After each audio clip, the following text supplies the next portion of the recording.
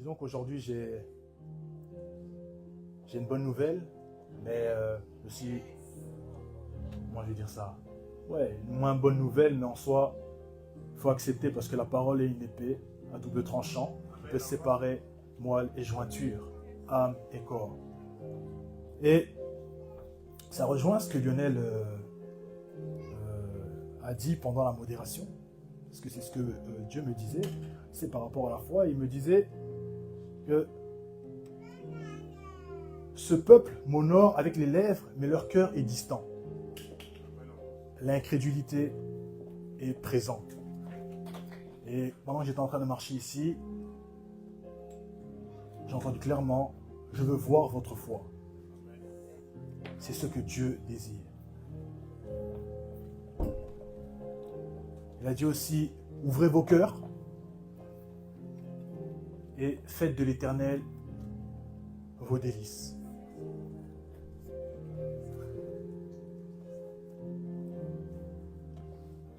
Parfois, on s'encombre de soucis parce que l'Éternel n'est pas notre délice. Alors, on est comme absorbé par le train-train quotidien. On est absorbé par ce que dans notre cœur, on nomme délice à la place de Dieu. Du coup, quand il y a un couac, on se rend compte que il y a un dysfonctionnement. C'est pas comme on voulait. Mais quand tu fais de l'Éternel tes délices, certes, les choses ne se passeront pas toujours comme toi tu les désires. Mais au moins le Seigneur il sera avec toi. Au moins vous serez ensemble. Et au moins si ton cœur est ouvert, tu verras qu'il va t'enseigner quelque chose sur la situation que tu traverses. Du coup, en réalité, quand tu regarderas en arrière, tu te rendras compte que tu as grandi. Faire de l'Éternel tes délices te fait maturer dans l'esprit. Te fait grandir parce que tu le regardes à lui. Or, si dans ce monde, une plante a besoin de lumière et d'eau pour croître, nous avons besoin de la présence de Dieu pour grandir, pour aller de gloire en gloire, de profondeur en profondeur, de hauteur en hauteur.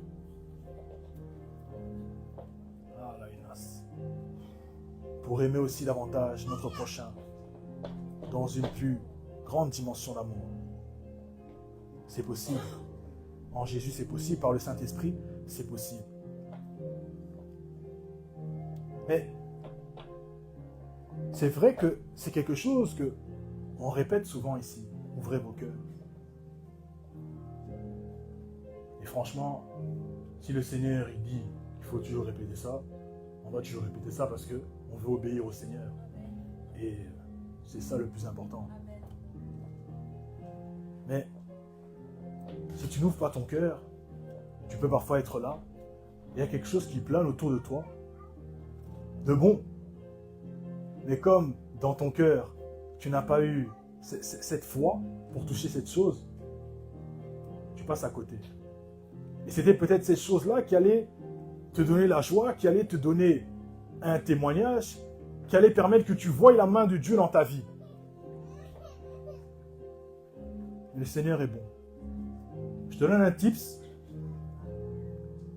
pour faire face à l'incrédulité. Jésus a dit à ses disciples, ce genre d'esprit ne sort que par le jeûne et par la prière. Si dans ton cœur tu sens que tu es incrédule, mets-toi à part devant le Seigneur, prie, jeûne. Et les choses vont changer, afin que ta foi puisse véritablement germer dans une autre dimension.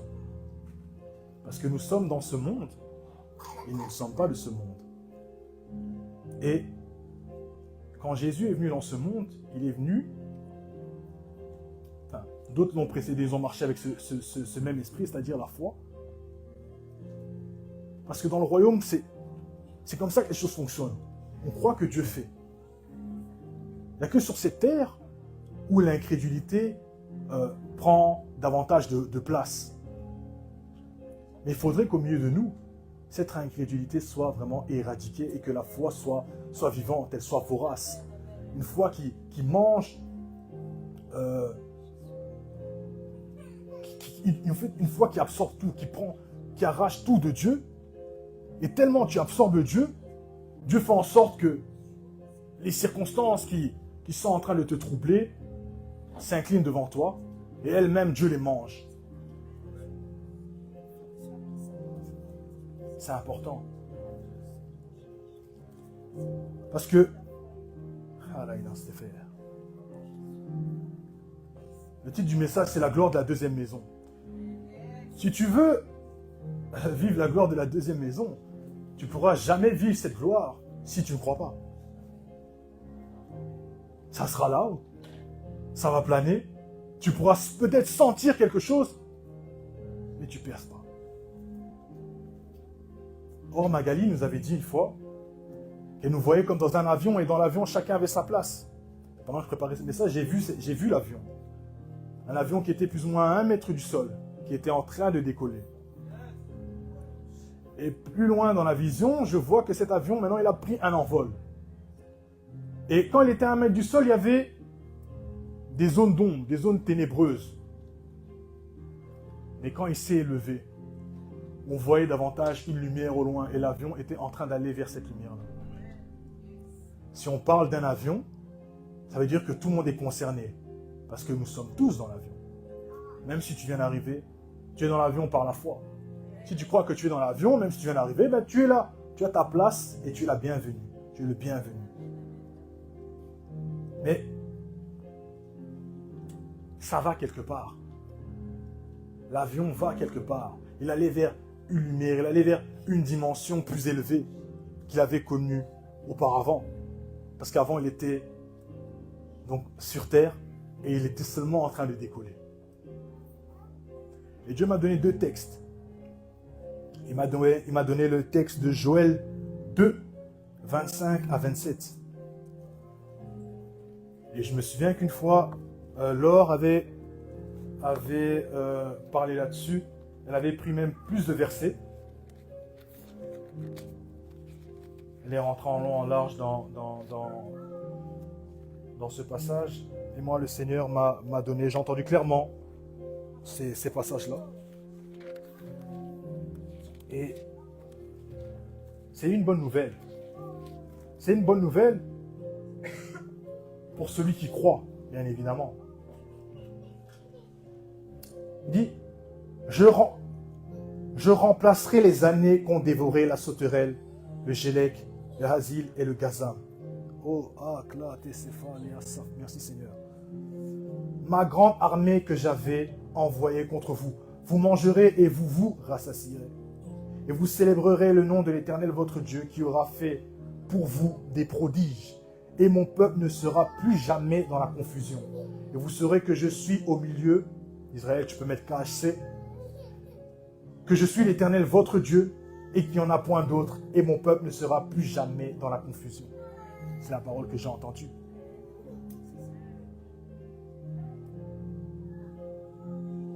J'aime bien parce qu'ici, Dieu dit, il va remplacer les années qu'ont dévoré la sauterelle, le gélec, le hasil, le gazam. Ce sont aussi c'est les types d'insectes qui ressemblent aux sauterelles. Ma grande armée que j'avais envoyée contre vous. Alors j'aimerais que quelqu'un, quand il regarde sa vie, il puisse se mettre dans la position de Job, qui comprend que c'est l'Éternel qui l'attaque et que ce n'est pas l'adversaire qu'il est en train d'affronter. Parce comme il est obnubilé par Dieu, il voit Dieu, donc il voit Dieu dans tout. Il dit, ah, c'est certainement Dieu qui est en train de faire quelque chose ici. Peut-être que je dois tirer une leçon, mais je n'ai pas compris. C'est certainement Dieu qui est en train d'utiliser même l'adversaire. Parce qu'au fond, le diable, c'est un chérubin qui a chuté, mais il continue à faire son service. Il sert Dieu. Parce que Dieu est l'Éternel des armées. Toutes les armées doivent lui obéir.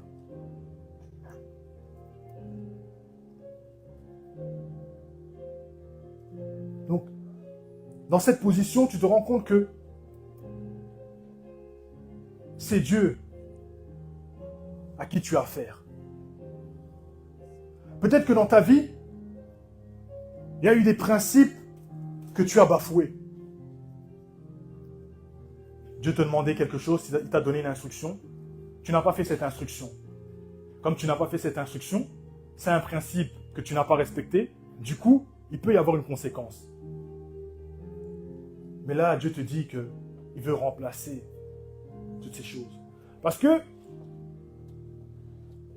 le fait que cette armée ait affecté les gens, qu'est-ce qui se passe? On dit que les gens ils sont dans la confusion. Ils ne comprennent pas ce qui leur arrive. Mais pourquoi telle situation m'arrive? La lumière vient avec le Fils. Le Fils éclaire tout homme qui vient dans ce monde. Comme j'ai dit tantôt, le Saint-Esprit est celui qui peut sonder les profondeurs de Dieu, te révéler les choses. Donc si tu te mets devant l'Esprit et tu lui demandes de t'éclairer sur une situation, je crois qu'il va t'éclairer, afin que tu comprennes, et que tu ne sois plus dans la confusion. Afin que maintenant tu puisses corriger ta trajectoire et avancer. Pour pas que le Seigneur, il remplace les années qu'ont dévoré les sauterelles et que tu refasses les mêmes erreurs. Mais que tu puisses tirer leçon des erreurs passées. Ou aussi leçon des choses qui sont arrivées dans la vie des autres. Parce que tu ne dois pas attendre que quelque chose te percute pour tirer un enseignement. Tu dois voir ce qui est arrivé dans la vie de ton frère, te dire, ça ne doit pas m'arriver. Seigneur, fais-moi grâce. Comment je peux faire pour esquiver ça? Tu vois que ce qui est arrivé à ton frère est bon, tu dis, mon frère, je vois que tu es arrivé à tel résultat.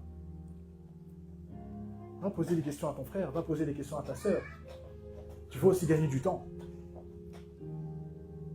Au lieu de te dire, oh non, j'ai pas envie de lui parler, tu vas perdre du temps.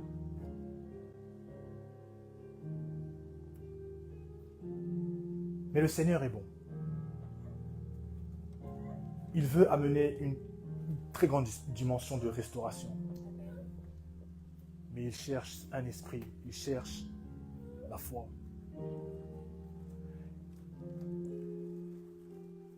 Cette restauration, c'est sur le plan individuel, mais c'est aussi sur le plan ministériel.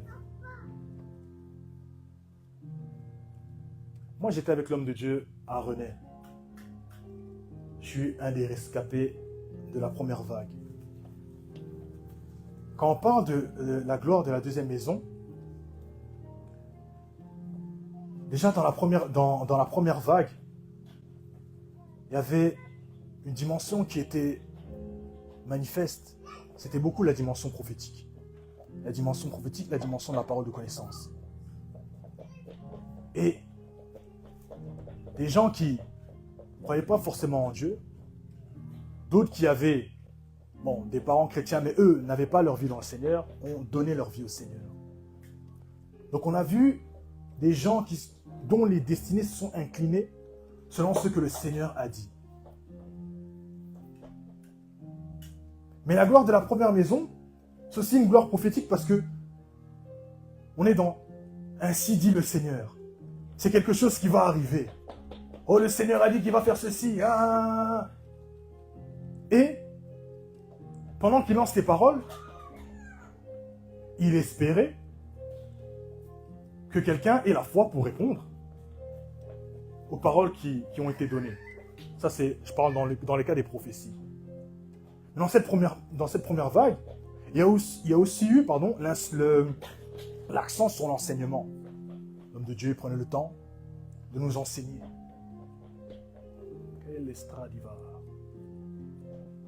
Et Dieu a manifesté des choses. Mais la gloire de la deuxième maison. La gloire de la deuxième maison, cette gloire-là, elle sera différente parce que c'est une gloire apostolique. Donc ça, c'est une dimension qui était, on va dire, cachée à l'époque dans l'homme de Dieu. Quand il était à René, on voyait, oh, c'est le prophète Jérémie. Oh, ceux qui étaient à la Louvière, ils l'ont connu comme Joe le Feu. Donc, une dimension de revivaliste.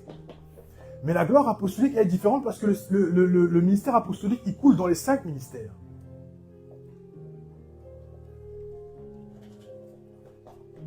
La gloire apostolique est différente parce que cette gloire-là, c'est plus seulement, on a annoncé quelque chose qui doit venir.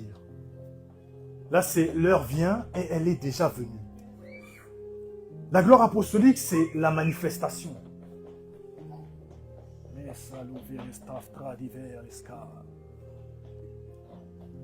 La gloire apostolique, c'est la manifestation.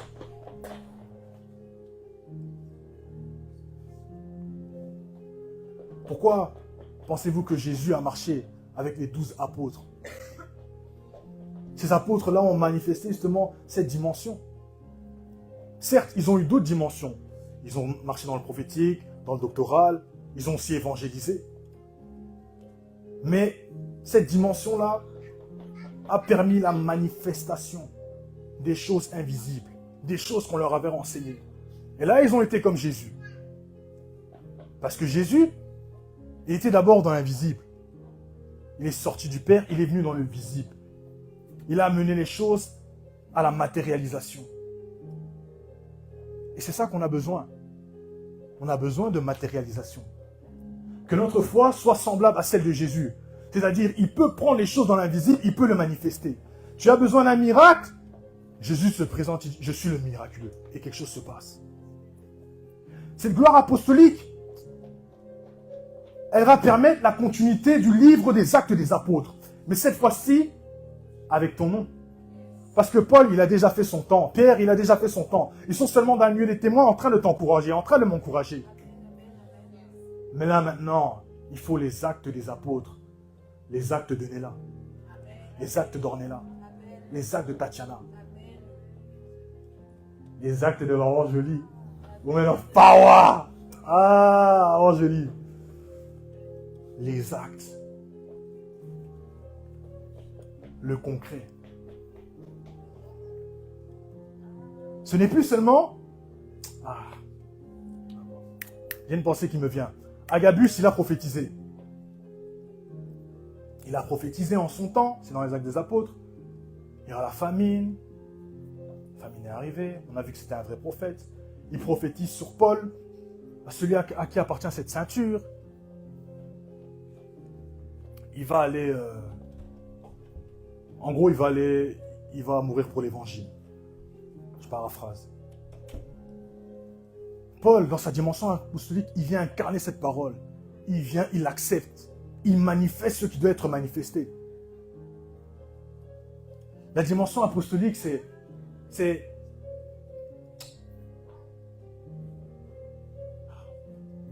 la terre qui répond favorablement au ciel. Donc le prophétique, c'est ainsi parle le Seigneur. C'est dans l'invisible. Il faut le percevoir. Tu peux le voir ou tu peux ne pas le voir. Tu dois bien voir. Comme Élie dit à Élisée, si tu vois, le manteau, ça va tomber sur toi. Donc tu dois avoir des aptitudes spirituelles. La dimension apostolique, c'est oui. Tout ça, c'est bien. On veut les aptitudes spirituelles. C'est vrai, on les reçoit. Mais là, qu'en est-il de maintenant? Comment ça se passe maintenant? On doit bouger des situations maintenant. La dimension apostolique, c'est comme un bulldozer. Et si l'homme, c'est la poussière, c'est la terre, le bulldozer, il vient pour rafraîchir la terre, labourer la terre, amener du changement. Tu vois, quand on laboure la terre, tu te rends compte que, ah, ici, il y avait des épines. On le voit à la surface. Mais maintenant qu'on le laboure, tu te rends compte de la profondeur et tu déracines les choses. Le travail se fait donc en profondeur, parce que nous sommes bâtis sur le fondement des apôtres et des prophètes. C'est un travail de fond. Un travail de fond, un travail profond.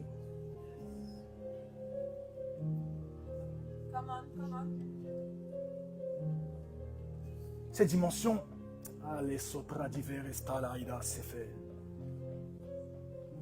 dit non, Seigneur, tu ne peux pas rester abstrait.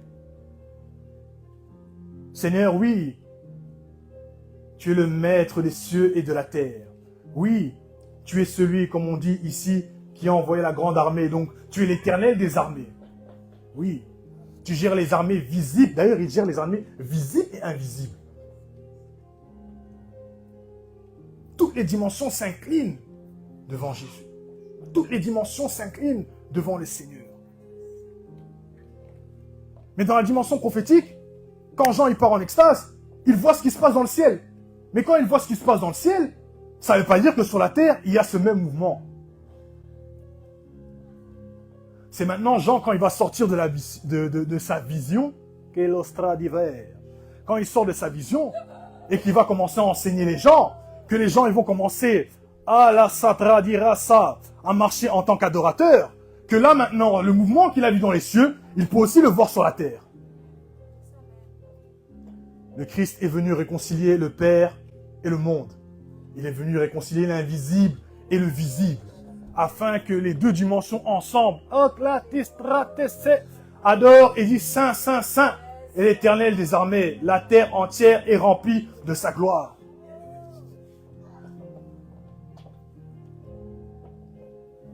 Même quand on dit ça, Saint, Saint, Saint, l'Éternel des armées, la terre entière est remplie de sa gloire, c'est pour que quelqu'un qui est sur la terre, dans ce cas-là c'était Isaïe, il voit la vision. Il voit donc quelque chose, oh Kalaïna, qui a été dit, qui concerne Dieu, mais qui concerne aussi la terre. Parce qu'on dit toute la terre est remplie de sa gloire. Comme il a pu monter, il a vu ces choses, et maintenant, aujourd'hui, ces choses est écrites, et on sait que toute la terre est remplie de la gloire de Dieu. Donc ces choses ont été dites dans le ciel, pour que, dans le temps dans lequel nous sommes, et dans les générations futures, et même les générations précédentes, à l'expérience d'Ésaïe, nous puissions rendre gloire à Dieu. Oh la safra l'hiver et l'esther. Qu'il puisse trouver un répondant sur la terre. N'oubliez pas que l'homme est tiré de la terre. Raison de plus pour lui rendre gloire, et toute la gloire. Donc, la gloire de la deuxième maison, elle est plus grande. Et concernant la gloire de la deuxième maison, ce n'est pas une affaire d'ancienneté. Non. C'est une affaire de « je crois que j'ai ma part ». Si tu crois que tu as ta part, tu es le bienvenu. Si tu ne crois pas que tu as ta part,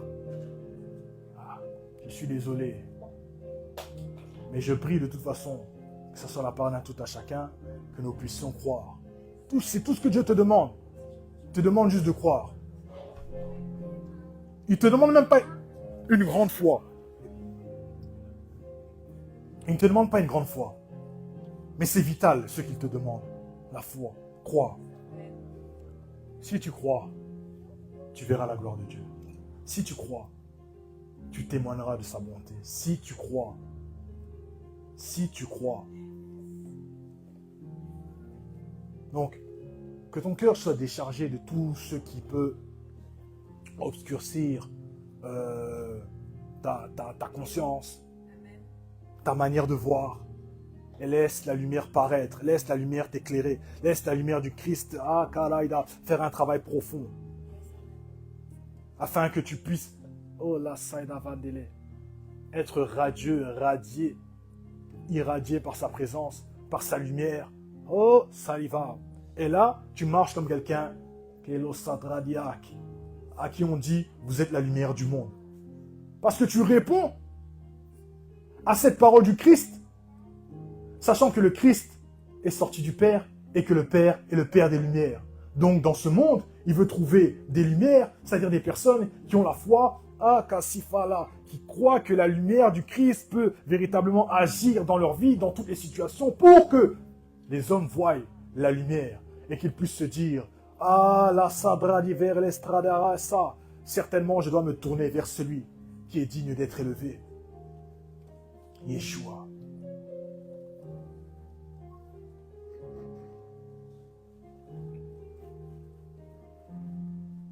Dieu veut faire plus que ce qu'il a fait à René, à la Louvière. Parce que je pense à Laetitia, elle est venue à René, Dieu l'a impactée, elle est partie à la Louvière, Dieu l'a utilisée. Dieu veut faire Dieu veut faire ça. Même plus. On t'impacte, tu viens ici, comme Lionel a dit, tu rentres dans ce lieu, tu crois que c'est un lieu lambda. Non. Ici, c'est un lieu dédié, c'est un lieu consacré. Mais en plus de ça, il y a des personnes qui marchent selon l'enseignement de l'homme de Dieu. Du coup, maintenant, il y a des rencontres. Lionel, il vient, il marche avec les anges qui viennent avec lui. Moi, je viens avec les anges qui marchent avec moi. Chacun d'entre nous. Et donc, tous ces anges se rencontrent. Pour eux, c'est la fête. En plus des anges qui sont déjà présents ici, et en plus, quand on va commencer à élever le Seigneur, il y a d'autres encore qui se ramènent. Ça devient terrible. J'ai dit non. Ici, il y a des vies qui se tournent vers le Seigneur. Il y a des gens qui sont en train de louer, d'adorer. Non, Père, est-ce que je peux descendre? Est-ce que je peux faire quelque chose là-bas? Est-ce que je... Va faire le service.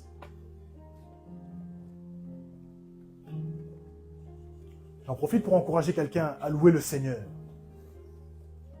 C'est un louange que les murs des prisons ont été ébranlés. Amen. Comme Lionel l'avait dit tantôt.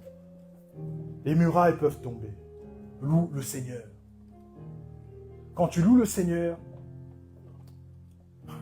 tu changes la donne. Tu changes les pronostics qui sont dits sur ta vie parce que l'ennemi, il lâche des paroles. Il a une certaine manière de voir. Il a une certaine manière de penser.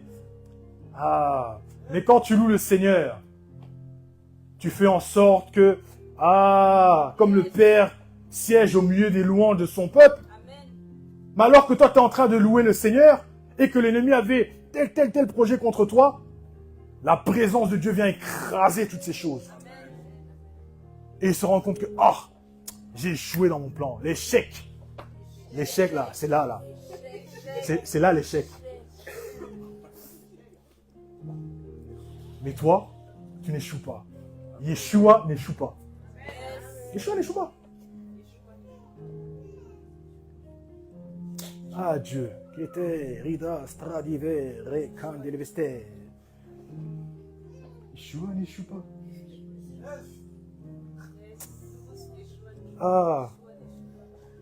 Au verset 26, il nous dit, vous mangerez et vous vous rassasierez.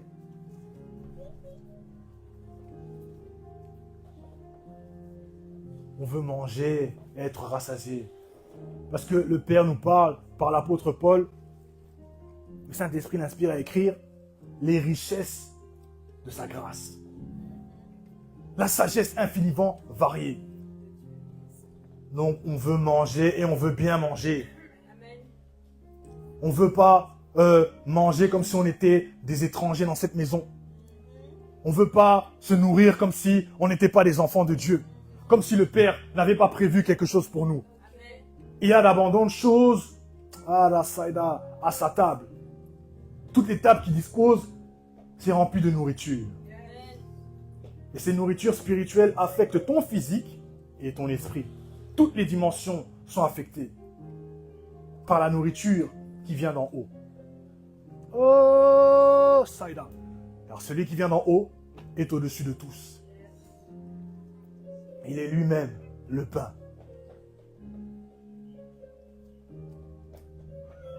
Et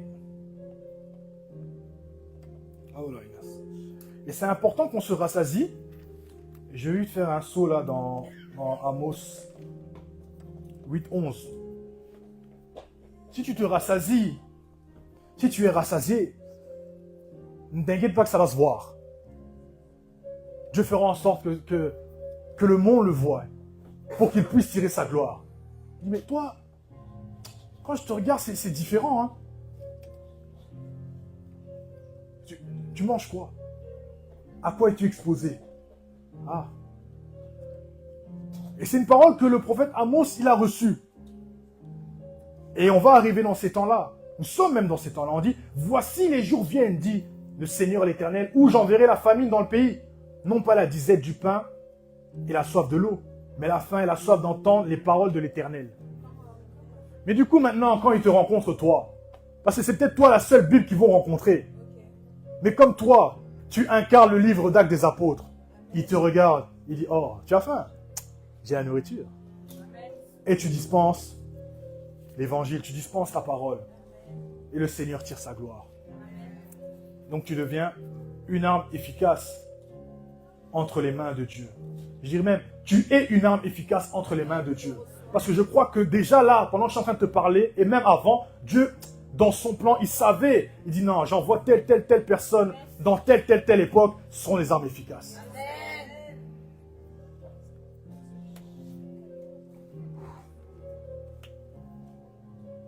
Vois que quand Dieu parle d'efficacité, ton nom est connu.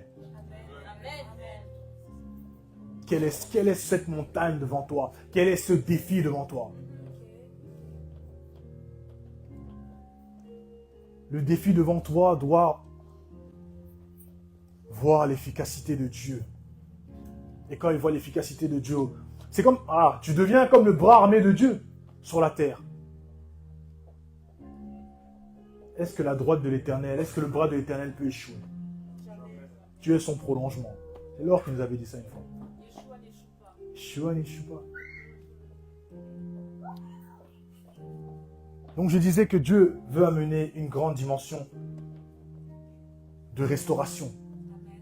Parce que là on parle en termes d'années. C'est pas en termes de jours, on parle en termes d'années. Je ne sais pas si vous vous rendez compte. Tu as peut-être échoué pendant 40 ans. Dieu il te restaure. Comme ça. Y a-t-il quelque chose d'étonnant pour l'Éternel? Y a-t-il quelque chose qui soit impossible à l'Éternel? Allez, Sodra d'hiver, Kalosaf. Et je pense maintenant, cette personne a la perte de sang. Cette personne a l'Aka qui était malade pendant 12 ans. Ce paralytique qui était malade pendant 40 ans. Mais ils ont vu celui qui a enseigné les apôtres. Celui qui a permis qu'il soit un modèle similaire. Quand ils l'ont vu, ils ont été guéris.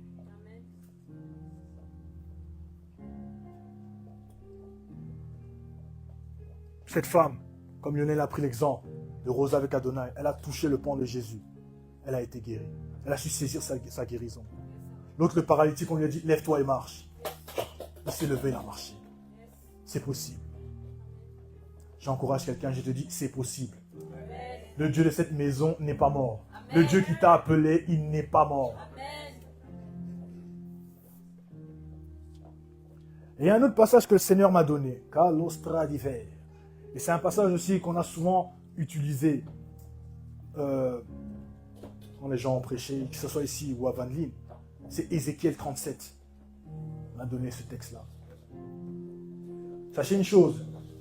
Joël 2, 25 à 27. Comme je vous ai dit, Laure, elle avait prêché sur ce texte. Alors je commence au verset 18. Elle est même partie plus loin. Mais sachez que si la parole se répète, c'est que la chose, elle est confirmée. Et concernant Ézéchiel 37, plusieurs fois ce texte a été utilisé. Mais le Seigneur m'a... J'ai entendu Ézéchiel 37. Parce que...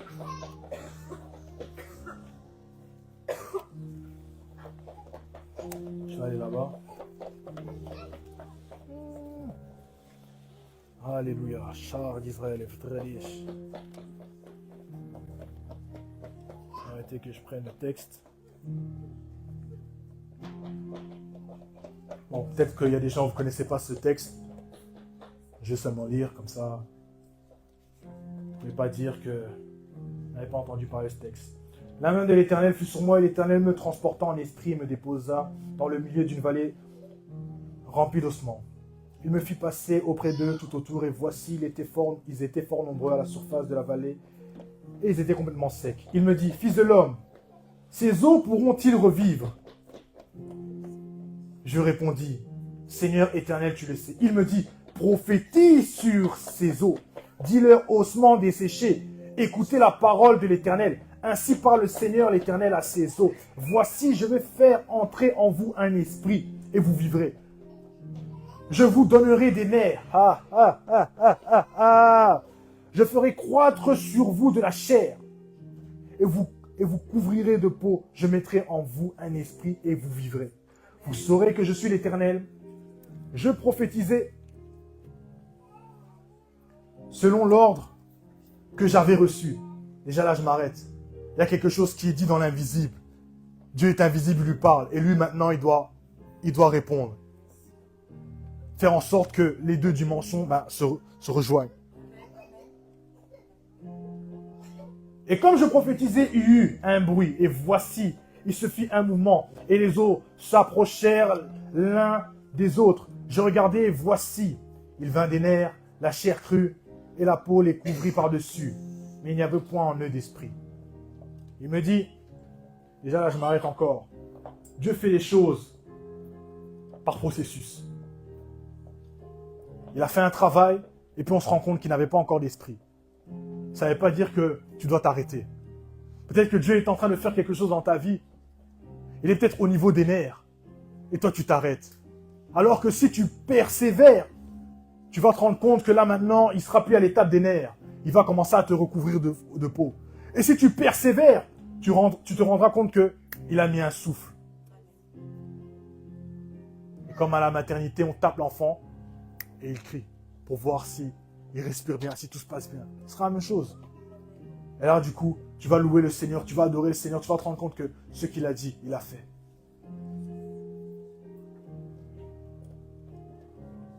Verset 9. Il me dit, prophétise et parle à l'esprit.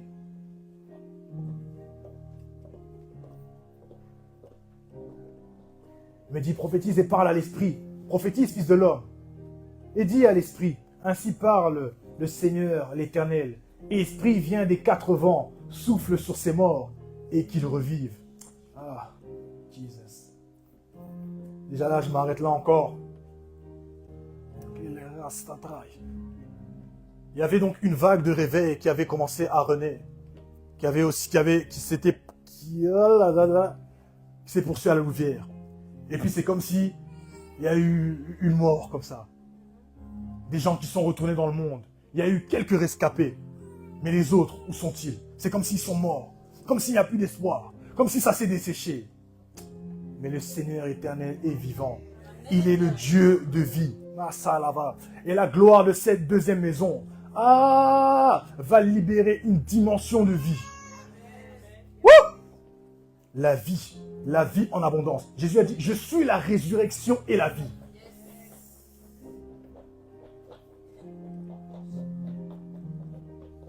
Je prophétisais selon l'ordre qu'il m'avait donné. Et l'Esprit entra en eux et ils reprirent vie. Et ils se tinrent sur leurs pieds. C'était une armée nombreuse, très nombreuse. Là encore, je m'arrête là. Vous voyez que quand Dieu fait quelque chose, quand Dieu libère la vie, il y a la dimension de la fertilité. Il y a la dimension de la multiplication. Ça peut commencer petit, parce que Dieu n'a pas besoin de beaucoup. Mais quand tu es dans l'esprit, comme Marie, tu es incubé tu es environné par l'esprit. Obligatoirement, tu fais enfanter les choses merveilleuses. De elle est sorti le Christ. Et nous sommes sortis du Christ. Et ce n'est pas qu'une seule personne qui s'est convertie depuis que le Christ est mort et qu'il est ressuscité. Mais il y a une multitude. Donc de Marie est sorti beaucoup. Je dis que de toi va sortir beaucoup. De toi va sortir beaucoup. De toi va sortir des multitudes. Oh, Shaïda, je reçois cette parole, c'est pour moi au nom de Jésus. Il me dit, fils de l'homme, ces eaux, c'est toute la maison d'Israël. Voici, ils disent, nos eaux sont desséchées, notre espérance est détruite. Nous sommes perdus. Donc on voit l'absence de la foi.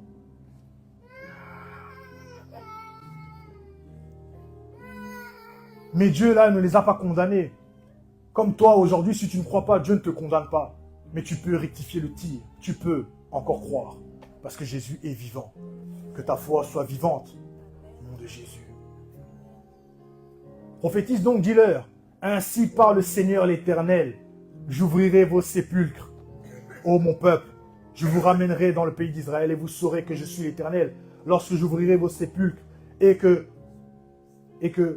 je vous ferai sortir de vos sépulcres, ô mon peuple. Je mettrai mon esprit en vous et vous vivrez. Je vous rétablirai dans votre pays. Vous saurez que moi, l'Éternel, j'ai agi.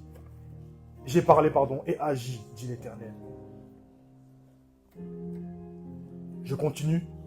On dit, la parole de l'Éternel me fut adressée en ces mots.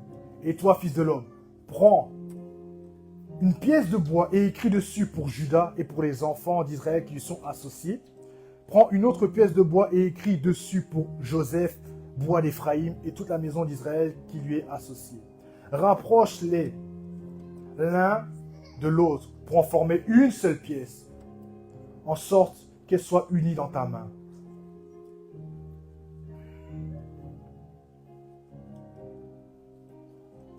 Je vais même continuer. Et lorsque les enfants de ton peuple te diront, ne nous expliqueras-tu pas ce que cela signifie? Réponds-leur, ainsi parle le Seigneur l'Éternel. Voici, je prendrai le bois de Joseph qui est dans la main d'Éphraïm et les tribus d'Israël qui lui sont associées. Je les joindrai au bois de Juda et j'en formerai un seul bois, en sorte qu'il ne soit qu'un dans la main. Et ça, c'est important. Parce que la gloire de la deuxième maison, c'était Laetitia qui avait parlé de ça. Elle avait dit, elle voyait la pluie de l'arrière-saison et de la nouvelle saison. La gloire, qu'est-ce qu'elle fait? La gloire de cette deuxième maison, elle vient amener une unité. Amen. Quand il y a l'unité, la gloire peut déjà descendre et faire une œuvre plus profonde. On dit 1 chasse 1000, 2 chasse 10 000. Déjà, on comprend que la logique de Dieu n'est pas la logique des hommes. Parce que si 1 chasse 1000, on dirait 2 chasse 2000. Dieu n'est pas là-bas. Parce que quand vous êtes dans l'unité, les choses sont multipliées. Rappelez-vous de l'histoire de la tour de Babel. C'est quand les hommes ont été unis que là, Dieu a posé un regard. Il a dit, descendons. On va aller stopper leur opération et confondons-leur en permettant qu'ils aient plusieurs langues. Parce qu'ils marchaient avec un même objectif, un même cœur, une manière de voir. Construisons la tour, atteignons Dieu. Mais l'objectif n'était pas bon. Mais, malgré que l'objectif n'était pas bon, comme les autres principes étaient connectés, Dieu est descendu quand même. Mais puisque nous ne sommes pas de ceux de Babel, parce que je crois que Jésus est au milieu de nous et que l'unité va davantage se renforcer, alors la gloire de Dieu pourra descendre. Et c'est pas seulement on est là, et là, Dieu est en train de faire quelque chose, et il y a seulement une personne qui vit quelque chose, 2 personnes, et les autres c'est comme si. Et quand je dis vivre quelque chose, c'est pas, je dis pas que tu dois forcément avoir une extase. Dieu peut visiter il sait comment il visite les gens. Mais de la même manière que Dieu est présent, toi aussi, tu dois être présent. Tu ne dois pas être absent. Vous voyez, les gens, ils sont présents de corps, mais absents d'esprit. Or, l'apôtre Paul, lui, il était absent de corps, mais il était présent d'esprit. Et c'est ça qu'on veut. Que les gens soient connectés en esprit. Que les gens soient en accord en esprit. Si on est en accord en esprit, alors Dieu peut faire des choses encore plus glorieuses. Lionel, je rebondis sur ce qu'il a dit. Gédéon avec 300 hommes. Il a ravagé le camp des Madianites. Dieu a fait des choses extraordinaires avec cet homme. Ils étaient peu nombreux, face à des milliers. Et Dieu leur a accordé la victoire. Alors, ne te vois pas comme moindre. Mais, vois-toi comme précieux aux yeux de Dieu. Et vois-toi comme, certes, nous sommes peu, mais Dieu peut faire beaucoup.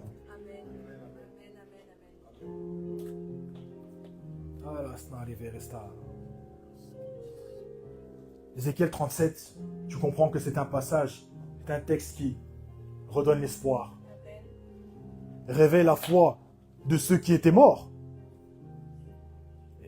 Et ça leur permet d'aller plus loin. Parce que ça a permis à cette nation non seulement de se réveiller, mais alors que cette nation s'est réveillée, On leur a donné une espérance. Si on lit plus loin, au verset 26, on dit « Je traiterai avec eux une alliance de paix. Et il y aura une alliance éternelle avec eux. Je les établirai, je les multiplierai, je les placerai dans mon sanctuaire au milieu d'eux. Je placerai mon sanctuaire au milieu d'eux pour toujours. » Tu comprends que cette alliance de paix, c'est le Christ. Il est lui-même le prince de paix. Oh. Que la gloire te soit rendue, Seigneur.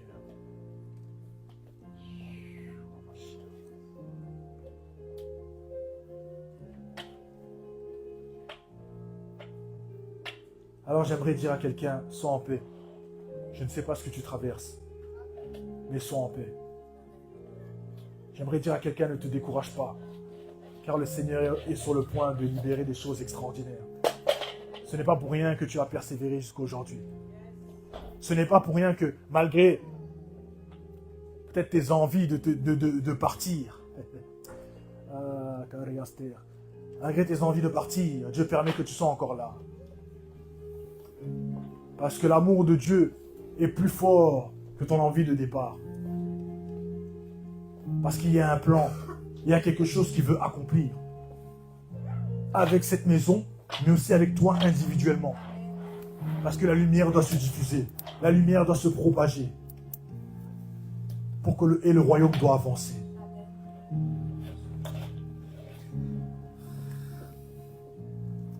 Oh, moi je vais m'arrêter ici.